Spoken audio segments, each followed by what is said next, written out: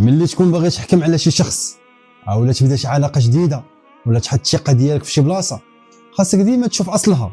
الا بان لك عوج من النهار الاول تفكر المثل اللي كتقول من الخيمه خرج مايل، يعني باللي الشخص اللي طبيعته ماشي مزيانه اولا السلوك ديالو عوج من النهار اللي عرفتيه راه صعيب باش يولي مستقيم.